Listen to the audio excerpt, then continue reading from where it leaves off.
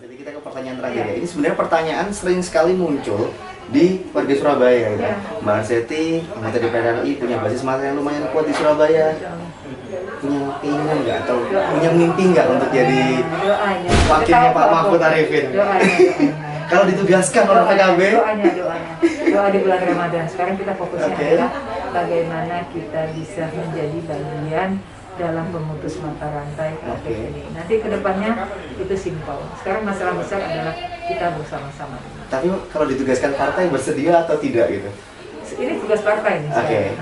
Untuk menjadi bagian dalam keluarga kita. Saya di kediaman ibu saya, Pak Maswandi, Ibu Maswandi, kita bersama-sama menjadi masa untuk bisa. Ini beliau kan bagian dari ikhtiar juga ya. Bagian dari rasa sayang juga. Siap. Terima kasih banyak Mbak Arseti.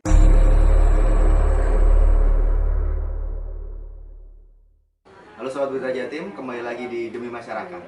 Program Bincang Ringan Berita Jatim TV bersama tokoh masyarakat. Kali ini kita sudah bersama Arzeti Bilbina, anggota Komisi 9 DPR RI. Selamat pagi Mbak Arzeti. Assalamualaikum. Waalaikumsalam. Mbak, 2 minggu PSBB di Surabaya, 3 minggu di Jakarta ya. Ada koreksi nggak dari Mbak Arzeti? Sebetulnya ini lebih kepada edukasi ya, kepada kita semua bahwa ada penekanan di mana Indonesia ini kan kita bicara negara untuk gotong royong. Jadi pandemi ini adalah bagaimana untuk kita bisa memutuskan mata rantai ini. Kita harus bergotong royong di mana kita diwajibkan untuk menjaga kita social distancing.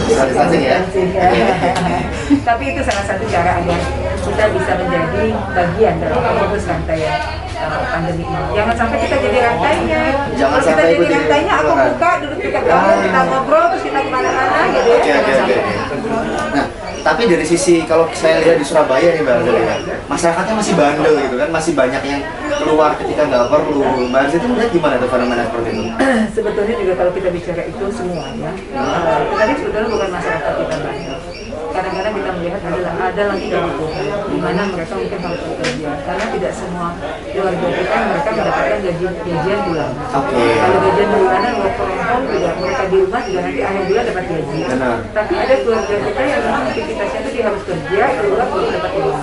Uang itu yang dipakai untuk keluarga. Nah ini yang harus kita pikirkan.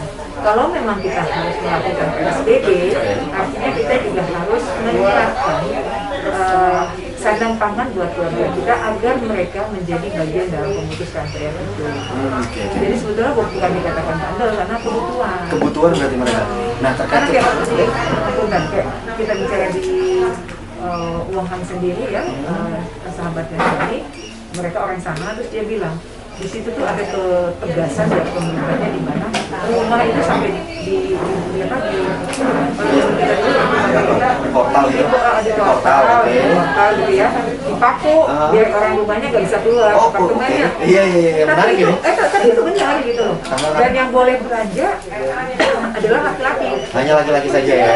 Kalau ibu-ibu belanja tahu sendiri kan, di market masih beli minyak, ya kan kita pakai ikutan belanja, beli listrik, jadi panjang. Tetapi alhamdulillah cepet kan, jadi akhirnya April tanggal 8 mereka sudah bisa normal lagi ya. Iya. Nah itu yang diharapkan sebetulnya kerjasama.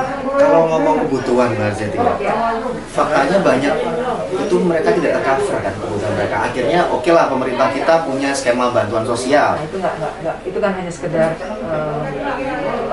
sekali itu selesai. Iya. Itu kan adalah continue. Nah, celakanya juga bantuan sosial itu juga tidak tepat sasaran seringnya. Di Surabaya ini muncul kasus banyak PNS, ada juga orang yang sudah kaya, bukan cuma meninggal, ada yang sudah kaya, sudah punya asetnya di atas 1 miliar masih dapat. Nah itu gimana tuh regulasinya? Pendataannya ya, ini ya. Nah ini yang kita harus. Memang sebetulnya mungkin pada saat di data itu dia belum kaya, tapi kemudian dengan berkegigihan dia kemudian dia kaya dan data itu ternyata belum terganti gitu ya. Nah ini menarik. Data tahun berapa yang dipakai ke sosmed gitu kalau begini? Gitu loh. Itu juga yang kemarin pada saat kita bicara mengenai BPJS. Di BPJS yang dinaikkan, kita juga kan bicara gini loh, sekarang kita akan naikkan BPJS masyarakat, tetapi boleh dong data yang baik itu yang seperti apa, yang benar-benar akurat, karena ternyata kan BPJS akhirnya naik juga. Iya, naik lagi dan kemarin. Nah itu gimana di rapat dengan Kemenkes, apakah pada di sini data tahun berapa sih yang mereka pakai itu? Sudah, itu yang memang harus kita revisi juga gitu ya.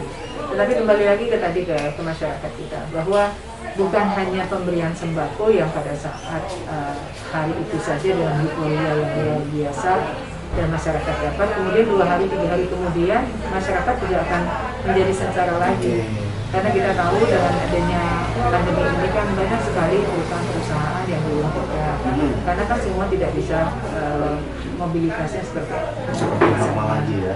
Sehingga kemudian banyak yang PHK-kan, banyak yang akhirnya jadi penganggur, yang tadinya dia punya usaha akhirnya mati, sehingga tidak ada income gitu. Ini yang kita harus pikirkan untuk bersama-sama perekonomian kita ini ke depannya seperti apa. Karena saat sekarang euforia pandemi lagi ada kesedihan bagi kita, itu Masya Allah. Tapi kita akan lihat lagi 2 bulan ke belakang ini nanti lebih mensusahkan lagi dalam perekonomian masyarakat. Kalau bicara soal COVID-19 ini Mbak Setia, kemarin kan baru kemarin WHO bilang mungkin mereka tidak akan pernah pergi, maksudnya ya mereka akan tetap ada di kehidupan kita gitu. Kalau begitu PSBB masih relevan ya kalau menurut Mbak Setia? Atau mungkin cukup kita menjaga physical distancing tapi tidak perlu diregulasi begitu supaya kerja masih bisa kerja, ekonomi bisa jalan begitu. Sulit ya kalau kita bicara seperti itu, tetapi memang saat ini yang kita prioritaskan saat sekarang adalah memutus mata rantai dari virus itu. Mungkin ada kesabaran bagi kita untuk dalam hitungan 2 minggu kita harus benar-benar work from home, tidak bisa ketemu keluarga, tidak perlu ketemu kerabat, karena memang dengan kita meruginya waktu 2 minggu, tapi akhirnya pandemi ini hilang. Dibandingkan kita tetap dengan beraktivitas, tapi akhirnya jadi besar. Akhirnya semua orang jadi terinfeksi, kemudian penyebaran dan nggak jelas sampai ke desa-desa. Akhirnya 1, 2, 3, 4, 5 keluarga kita yang meninggal semua kan itu konyol. Tapi memang sebaiknya kita aturi peraturan pemerintah itu, dan pemerintah juga memikirkan kepentingan dan masyarakat. Nah, melihat statement dari pemerintah beberapa waktu terakhir Mbak Seti, muncul di masyarakat itu kekhawatiran bahwa pemerintah akan menerapkan herd immunity dengan membiarkan muncul kekebalan alami. Itu benar nggak sih Pak? Atau pernah nggak dibahas di rapat-rapat dengan pemerintah gitu Pak? Ini menarik nih kalau kita bicara mengenai kekebalan alam. Dari dulu juga masyarakat kita ini juga mereka orang yang sangat aktif. Mereka bekerja sendiri, mereka menghidupi kehidupan mereka sendiri tanpa ada campur tangan dari pemerintah misalnya, mereka survive sendiri. Imunitas masyarakat keluarga bangsa kita ini kan luar biasa. Bangsa kita ini bukan bangsa yang baik. Pemerintah seperti bangsa-bangsa lain di luar sana kan mereka dapat insentif dapat segala macam, sekolah nggak bayar. Nah kita sekolah harus bayar dengan biaya pendidikan, tapi di keluarga kita semua tidak ada yang ngeluh kerja keras. Bener. Karena itu sisi lain ya. Kita ini ditimpa untuk survive gitu loh. Kalau bicara imunitasnya dia dalam hatinya yang harus ini dari dulu juga sudah Begitu ya. Tapi dengan herd immunity itu kalau secara teori ada 20% masyarakat yang akan terinfeksi. Itu ada pertimbangan khusus nggak kalau selama ini dengan rapat pemerintah? Ya sebetulnya memang sih ya bukan kan hanya bicara 20%. Pastinya kalau memang ada saat sekarang penyebaran virus itu sedang terjadi dan kita tidak melakukan social distancing, bisa-bisa 80%. Sekarang nih kalau kita nggak percaya, lakukan rapid test secara massal. Pasti akan terinfeksi banyak sekali keluarga kita yang terkena positif. Amerika itu kan terlihat cepat itu kan karena mereka melakukan tindakan itu, lakukan rapid test massal ya. Akhirnya terlihat semua. Kita ini kan tidak ada rapid test sehingga kemudian masih ngambang. Dan pada saat yang datang pun masuk ke rumah sakit dengan terinfeksi positif juga tidak ada datanya, nggak tahu gitu. Jadi makanya paling aman saat sekarang adalah kita bicara bagaimana kita menyelamatkan diri kita, keluarga kita, dan orang-orang kita cintai itu dulu.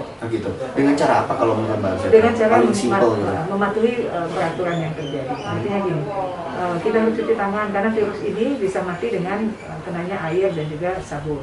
Virus ini akan bisa mati kalau kita menjaga kesehatan.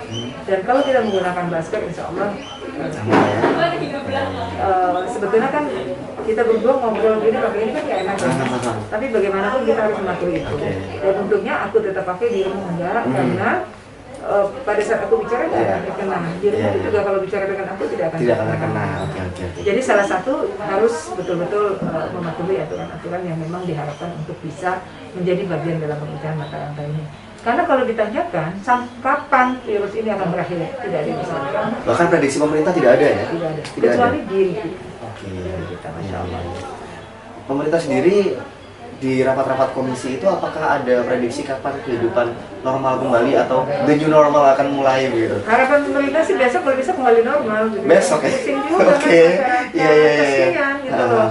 orang yang biasa aktivitas punya penghasilan tiba-tiba enggak, terus semua kemudian kumpul di rumah, sehingga kemudian ada isu-isu di mana dikatakan dengan adanya work from home ini terjadi banyak kekerasan dalam rumah tangga. Mungkin karena suaminya biasa bekerja, kemudian di rumah pusing, istri bicara sedikit saja emosi. Sudah muncul data untuk itu, Mbak? Berita-beritanya sih di ini kita ini, tapi belum ada pembahasan di pemerintah sendiri. Okay. Tapi yang pasti sih datanya banyak perempuan saat sekarang kehamilan tuh 80%. Oke, ya. Itu kayaknya linear sekali ya kalau work from home ya. Tapi yang terkait KDRT tadi sedikit menarik. Ketika datanya itu sudah ada, gitu kan? Ini harus segera dikaji, dong. Nah, tapi kan memang itu lagi kembali lagi bahwa edukasi yang sebaiknya memang harus kita berikan kepada keluarga kita. Kalaupun pemerintah tidak bisa punya kepanjangan tangan untuk melakukan itu, salah satu caranya adalah kita dengan kehadiran ke sini kan, dengan ketertiban menggunakan masker ini kan jadi salah satu corong untuk masyarakat melihat. Terus kita juga berkumpul, tapi kita batasi dan ada jarak. Itu kan sebenarnya edukasi buat masyarakat. Dan selalu menginfokan. Di rumah kalau ketemu orang kita social distancing ya. Kita bukan nggak mau ini ya salam corona ya. Itu kepada ajakan. Oh begitu. Semua harus menjadi bagian dalam corong untuk meminta kepada masyarakat untuk bisa bersama-sama memecahkan mata rantai virus ini. Kalau menurut Mbak Arzeti, the new normal ini nanti akan seperti apa di sektor kesehatan dan tenaga kerjaan di bidang Mbak Arzeti ya? Pastinya mungkin ada pembenahan juga ya, kesadaran masyarakat untuk menjaga kebersihan. Tapi mungkin perekonomian kita akan tumbuh kembali butuh waktu. Dan rasa sayang kita terhadap sensitivitas kita, karena mungkin lamanya kita sering berkumpul 24 jam di rumah, tentunya itu akan terjadi. Sosok ironinya muncul ya. Oke, Mbak Arzeti, sebelum kita ke pertanyaan terakhir yang ditunggu-tunggu oleh Sobat Berita Jatim, mungkin Mbak Arzeti ada pesan-pesan dulu ke Sobat Berita Jatim. Ya, Sobat Berita Jatim, Masya Allah, Alhamdulillah, ini di bulan Ramadan tentunya kita harus merubah mindset kita. Bahwa pandemi ini bukan sesuatu yang membuat kita menjadi stres, membuat kita menjadi susah, membuat kita menjadi sulit. Tetapi justru dalam pandemi ini kita ambil agar herd imunitas kita muncul dikarenakan apa? Keyakinan kita bahwa ini ujian dari Allah, sehingga harus membuat kita menjadi takarub, ya, mau berbenah diri, dan lebih ibadah kita mungkin lebih ditingkatkan, dan yakinkan bahwa ini ujian pastinya ada hikmah di belakang ini semua. Yakinkan bahwa segala sesuatu yang terjadi adalah kehendaknya Allah, dan juga di Ramadan ini kita menjadi saksi dengan adanya pandemi. Jangan Rasul ada tahun ya. Oke, Mbak Arzeti, kita ke pertanyaan terakhir ya. Ini sebenarnya pertanyaan sering sekali muncul di warga Surabaya gitu. Mbak Arzeti, anggota DPR RI, punya basis massa yang lumayan kuat di Surabaya. Punya keinginan nggak atau punya mimpi nggak untuk jadi wakilnya Pak Mahfud Arifin? Kalau ditugaskan oleh PKB? Doa di bulan Ramadan. Sekarang kita fokusnya adalah bagaimana kita bisa menjadi bagian dalam memutus mata rantai COVID ini. Nanti kedepannya itu simpel. Sekarang masalah besar adalah kita bersama-sama. Tapi kalau ditugaskan partai bersedia atau tidak gitu? Ini tugas partai nih. Untuk menjadi bagian dalam keluarga kita. Saya di kediaman ibu saya, Pak Kaswandi, Ibu Kaswandi, kita bersama-sama menjadi masa untuk bisa. Beliau kan bagian dari ikhtiar juga ya. Bagian dari rasa sayang juga.